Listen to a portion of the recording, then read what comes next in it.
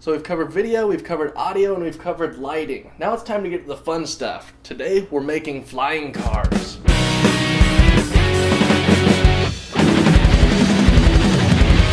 Well, hello guys, and welcome to Make It Pro.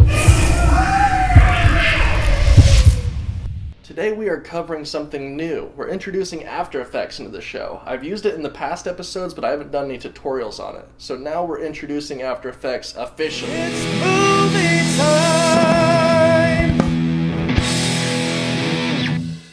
Every girl needs their own personal creep, and every superhero needs their own personal villain.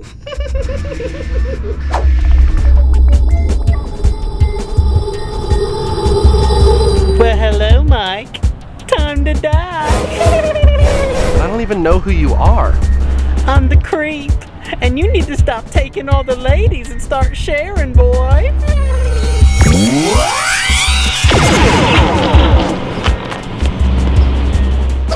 Hey y'all, it's Creepy Steve.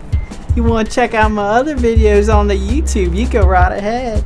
YouTube.com/Zach Dalton, boy. Get it? Now this film is not only fun because I got to play with awesome equipment, but it's also fun for me to be able to shoot outside of reality. What After Effects allows you to do is create an idea in a world that you can't normally shoot in. For instance, the flying car. You know, we were able to come up with this idea and say, okay, well we can't really make a flying car. But with After Effects it allows us to do it. So it opens up a whole new world. So it was hard to pick one type of thing in particular to go over for the tutorial. We did expressions, we did explosions, we did rotoscoping, and we even made an engine on the car to make it fly.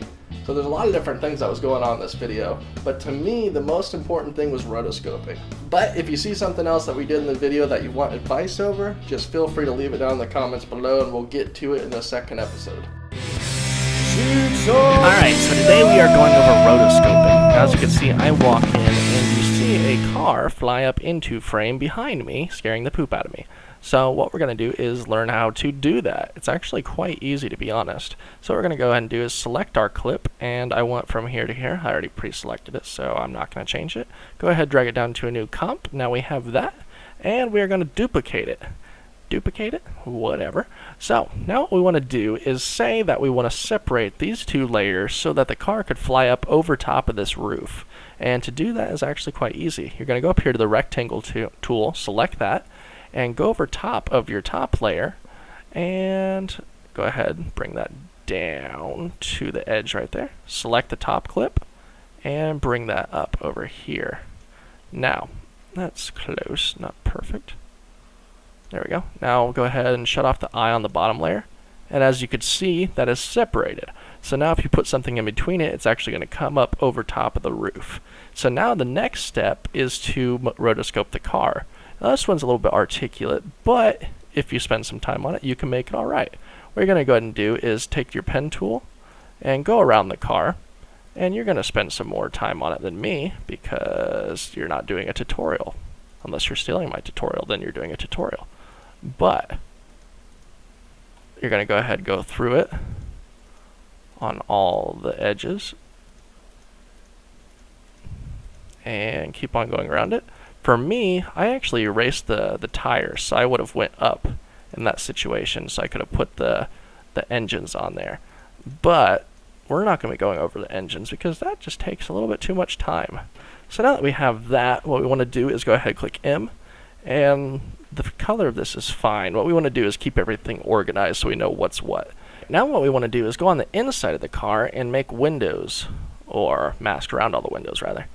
Alright, go ahead, drag that, click on the top, and bring that up, and bring it down there. There we go. And what we're going to do is change the color of this to red to say that anything that's a part of the car is going to be red. That way we can keep stuff organized. And again, you would spend more time on this than I would, but in this situation, it's okay. So go ahead, go around. And you don't want to actually select Zach on this one because that would just give you too much to worry about. You want to separate the two. This way it's just a little bit more organized. Alright, now we have all that. What we're going to go ahead and do is open up all these and turn down the opacity just a little bit because cars aren't completely see-through, or windows aren't rather. So bring that down.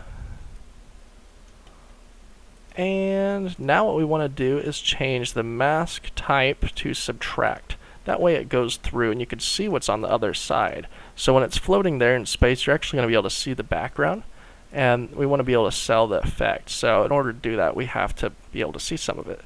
Now the very last part is a little bit technical, but it's doable. What you want to do is go ahead and trace around Zach, or Creepy Steve. I keep calling him Zach. Sorry, I need to get his name right.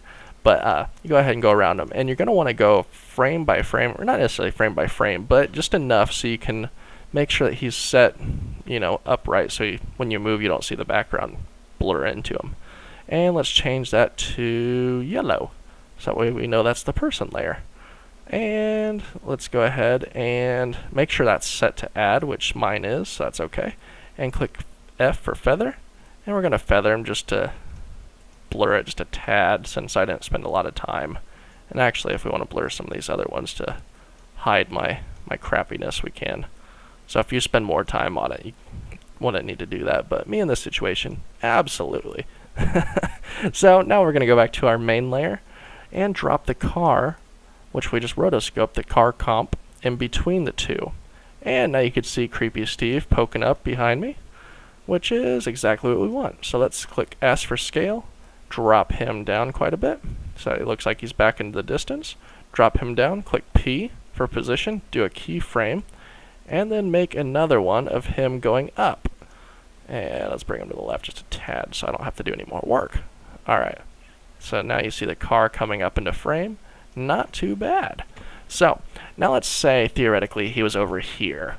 What you'd have to do in this situation is actually rotoscope me and add an addition to this layer right here, so that way, let's just show you real quick.